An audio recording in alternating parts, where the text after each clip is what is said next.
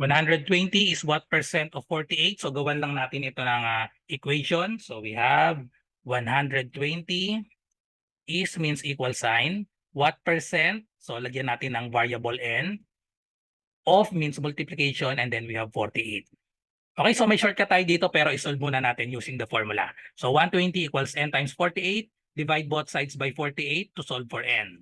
So divide both sides by 48. So therefore, the value of n is, we can use a long division, 120 divided by 48. So that's equal to 2.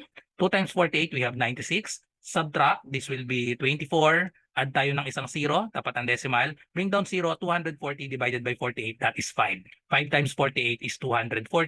So therefore, the answer is 2.5. Convert this in percent. So just move the decimal point 2 places to the right and then put the percent symbol. So we have 250%. So the correct answer is letter B. Or shortcut, by inspection lang tingnan ang mga choices. Ang base natin dito ay 48. So itong 48, ibig sabihin yan yung 100%. Ang kino-compare natin 120, which is larger than 48. So ibig sabihin, ang percent ng 120 ay greater than 100.